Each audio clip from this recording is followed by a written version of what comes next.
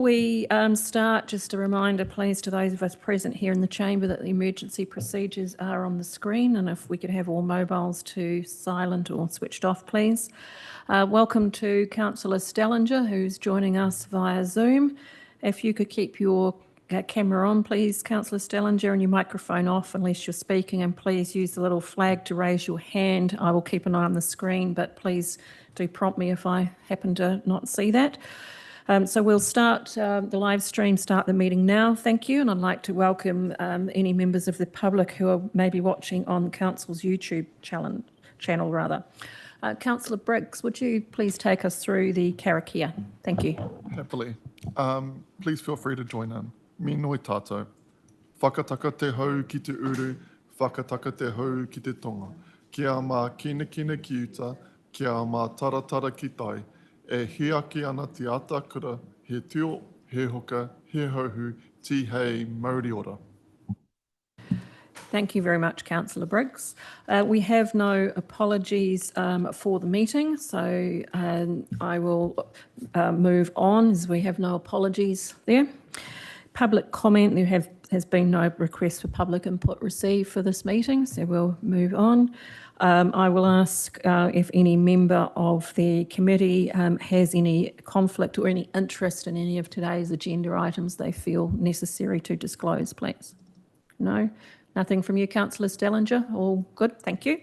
So we'll move on, and that takes us to the first item on our agenda, the first paper, which is on page 9, and that is the Three Waters matters. Bruce, would you kindly come forward and speak to your report? If you take your report as read and just highlight any points you feel necessary or any updates since it's been written, please, and then we'll take questions. Thank you, Madam Chair. Yes, I only have really one update, and that's on the local water done well item, and that's in regards to the consultation materials. So we're working to a very tight time frame to have that information ready, and the one issue that isn't stated in the paper here is that the financial information that we're relying on, which is dependent on the investment scenario that was signed off on Friday at the AOG. So we're expecting to get that information this week, and then we've really only got a week to play with that and get it ready to go onto the council agenda. So there's just a little bit of a risk around that in terms of that information. That's all. Thank you, Bruce. That is very tight, but nevertheless, it is what it is, unfortunately. So thank you for that. Members of the committee, are there any questions that you would like to ask of Bruce? No? No questions?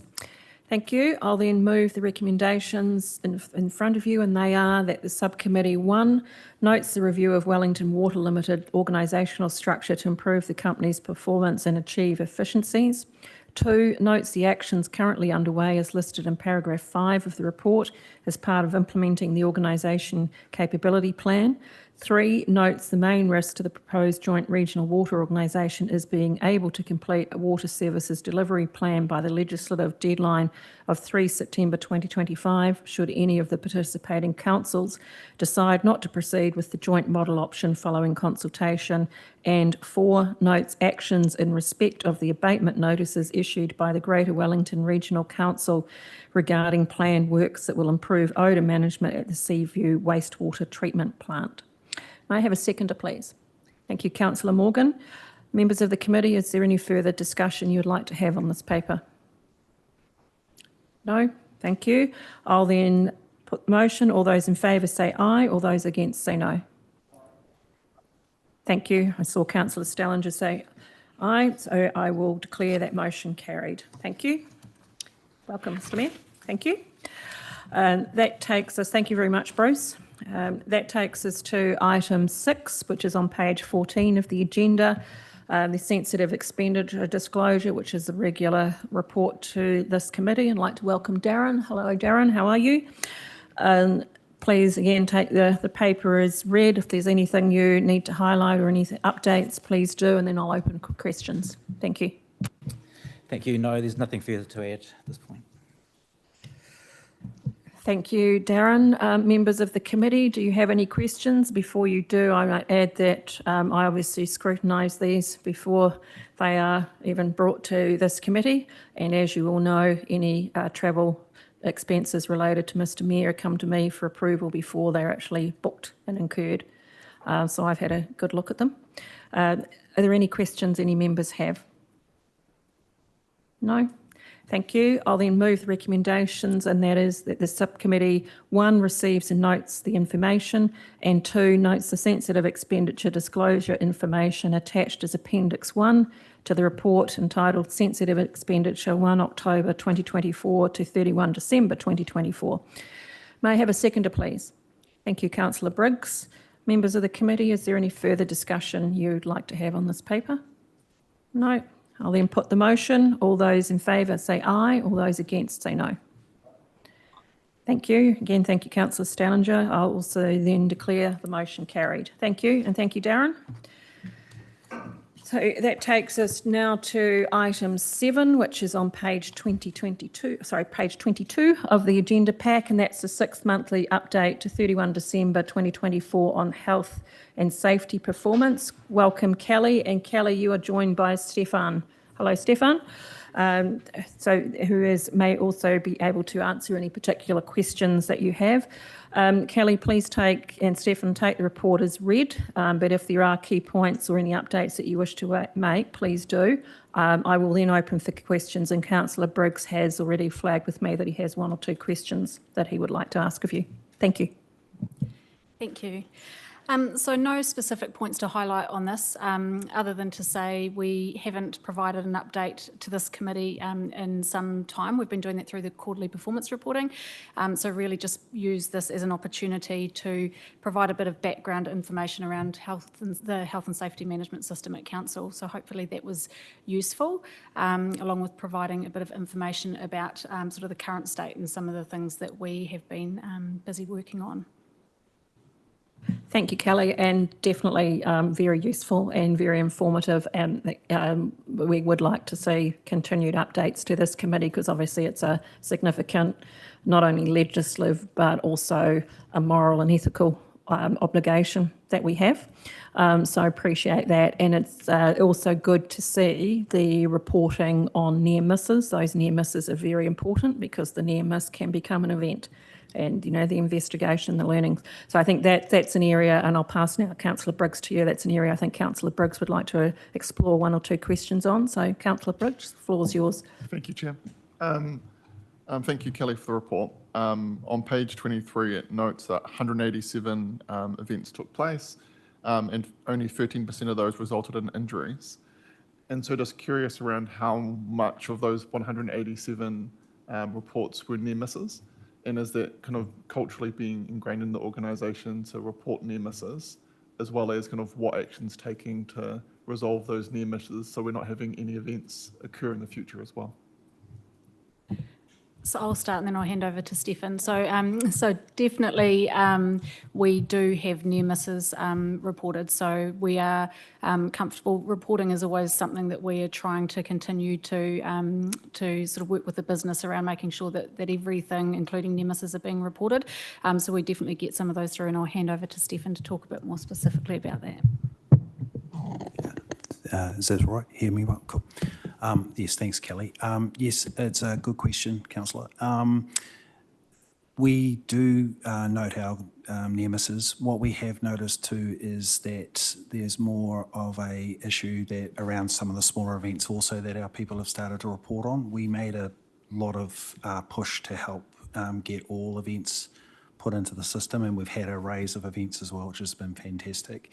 That's also included the public behaviour to our frontline staff as well. So we've been able to try and get a good picture of what's going on to our staff in that space. Thank you. And just on that as well, we're having a discussion informally before the meeting around the inappropriate behaviour of members of the public towards our staff. Disappointing that it's occurring, but good that it's being captured. And so are there any trends coming out of that as well? What kind of themes that aggravating the members of the public and the way they're expressing themselves to staff? Is there anything coming out of that that we can kind of look at as an organisation to de-escalate or kind of preemptively put protective factors in place to minimise that risk for the well-being of our people. Absolutely. So we're always looking at the information that's coming through in our reporting system to understand the nature of the incidents that are occurring. We've definitely seen quite a significant increase post-COVID, and a lot of the incidents tend to be related to mental health related issues. So it becomes quite challenging, obviously, for our staff in those situations. We do have a number of, we've got a program in place that we've talked about in the report where we ensure staff are trained, de-escalation training, and also make sure that we're keeping in contact with those site leads and post-incident, ensuring any support is provided to our people. One of the challenges we actually have is making sure that they're not becoming desensitised to some of these things and continuing to understand the need for them to be sharing information about anything that is occurring on site. We quite often find that from a trend point of view that we might get a bit of a hot spot for a period, and there's no one particular hot spot, I don't think, around the place from what we've noted at present, but that can be something that we tend to see occur occasionally. Thank you both for your responses. That's all from me, Chair. Thanks, Councillor Briggs. Councillor Morgan. Kia ora, thanks for your great work. Just a follow-up question with that. Are you seeing repeat offenders in this space? Because I know across the Hutt city, there's a narrative around, in our supermarkets that there are a lot of repeat offenders. So is that your picture as well, our picture here? Yes, it is. There is a small number of people that seem to move from location to location that cause some disruption, and we've been monitoring that as well. We've had some great work with Safe Cities to help us assist with that as well, and so we've got that working in that space, so that's been really good to cover. The only trend we've noticed seems to align with the police as well, where if crime rises, we seem to have an escalation at around the same point as well. So there doesn't appear to be any other trend that's working outside our spaces that seems different that we can pinpoint to try and minimise things. Councillor Morgan. I'll come back to you, Councillor Edwards. And just wondering, as a question, are you also attached to the Aurora program that the police and supermarkets are attached to as well for sharing information at that level? I think that would be more the city safety team that would be involved in that, yeah. Thank you. Thank you, Councillor Morgan. Councillor Edwards. Thanks. I see that some of this aggression is happening in our hubs, and the de-escalation training no doubt helps with that. But I'm thinking with, in particular, of parking wardens, animal control officers out on their own, no support around them. Do we have any measures, and are they seeing the similar threats, and do they have the protective gear that is available for some of those sorts of field roles? Yes, we do see incidents being reported quite frequently from our parking wardens. So we do have a pretty good understanding around the nature of things that are occurring for them out in the field. They have some really good processes in place as a team around how they mitigate and manage some of the daily challenges they face.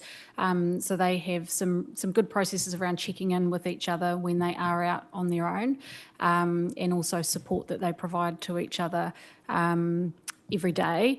So they're quite well connected in that way as a team, which I think really does help them to feel like they are not alone and do have that support. Like the hubs and libraries, it's an area where we're constantly working with them to look for ways that we can ensure that that their safety's taken care of, and that they understand that we will be doing everything we can to ensure that they feel safe at work. Yeah. Do they have cameras and vests, or do they want cameras and vests? Has there been any, if they haven't got it, has there been any requests for that? The parking wardens do have cameras, and they have been used, and we have been working with animal services, and they are going through a procurement process for cameras as well. We have found that they have been quite helpful for a number of situations, not only being able to record events, but also possibly further de-escalation as well when people realise there's a camera on them. So yes, we're very proactive with that. Just as we were talking before about reporting, animal services were normalising their events and weren't reporting very much, so we've had an increase in reporting from them to help address their issues.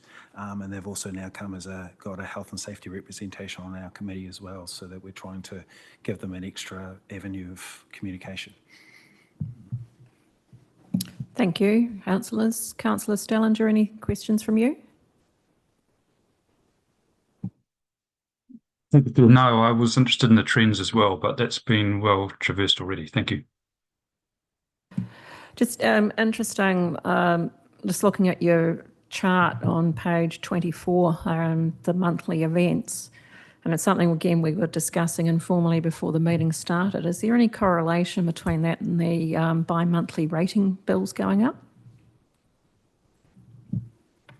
There's been more low-level stuff happening about that, but no real direct to our staff directly. The same thing was also, I had regular meetings with parking because they were worried about the new system, financial, and they didn't get any extra issues with that. In fact, most people realised that it wasn't council's control about that choice of funding, so they weren't given any extra aggression around that at all. No, thank you. Just a couple of observations from some of the other roles that I'm involved in. That working alone piece is quite important. There's quite a lot of work we've done on the board of quotable value because we've got valuers out there on their own. If that is of any interest or use, let me know and I can talk to the CEO about that for you. They have similar issues, encounter dogs, encounter other people. But also an observation from the Sunshine Coast Council, of which I'm on their audit committee. One of the lessons learned from a recent and potentially quite serious incident there was the impact of bringing the staff involved in that incident, whether they were directly involved or they were there at the time, just bringing them back to work too soon. Some of those impacts can actually be quite serious, so just share that observation with you, but great work. Thank you. Any further questions? No, thank you. A very useful report. As said, we would like to see that again. Thank you. So I'll now move the recommendations, and they are that the subcommittee, 1, receives and notes the information, and 2, notes that Hutt City Council manages its health and safety obligations through a comprehensive program as detailed in this 6-monthly update to the subcommittee. 3, notes that additional assurance on health and safety is reported to the subcommittee through the Comply With survey and internally on a quarterly basis to the corporate leadership team. And 4, notes the proactive steps that Council is taking, including an annual site inspection to further mitigate health and safety risk. May I have a seconder, please? Thank you, Councillor Edwards. Are there members of the committee, is there any further discussion or any comment any of you would like to make? Councillor Morgan, thank you. Kia ora. I'd just like to say thank you, Kelly and Stefan and the team. I know it's a team behind you working with you. This is really excellent work. I think the policy is fantastic, and wellbeing is such a critical space for everybody collectively to be included in. So I'm really impressed too that there are 4 EAP sessions that you give to all of the employees, so it's really great for Hutt City. So I just want to say ngā mihi, kia korua, and kia koutou to the team. Thank you. Thank you, Councillor Morgan. So I will put the motion. All those in favour say aye, all those against say no. Thank you. I'll declare the motion carried. Thank you, Kelly and Stefan. So that takes us to item 8, which is on page 29 of this agenda pack, and that's the regular information item just on the forward work program for this calendar year for the subcommittee. There was one report that we were expecting at this committee meeting that I agreed with the author to defer it to the next meeting, and that's on the HRIS payroll. The reason that I agreed to defer that was to enable them to complete the procurement process and further due diligence. So they actually had a good update to give us rather than we're still in process. So that's the reason, just for your awareness of that deferral. So I'll now ask if there's any questions any member has on that work program. No, thank you. I'll move the recommendation, and that is that the subcommittee receives and notes the forward work program for 2025 as attached to Appendix 1 to the memorandum. May I have a seconder, please? Thanks, Councillor Briggs. Any further discussion? I take it no, so I'll move the motion. All those in favour say aye, against say no. Thank you. Declare the motion carried. There've been no questions. Sorry, Mr Mayor. Sorry, Madam Chair, not a question, but just one clarifying thing which I I mistakenly thought had been sorted prior to the agenda. Just in the sensitive expenditure, there is an item there which says Mayor's parking for Hutt Mana Charitable Trust Trustees meeting. I'd raise that with the team that that's not correct. Okay. So I thought it had been But sorted. it wasn't. We might be talking a couple of dollars, but I just think it's important to obviously point that out and just to get that correction made. Thank you. Because that wasn't a part of my mayoral duties. Okay. No, thank you. If we can note that, please, and have that correction made. Thank you, Mr Mayor.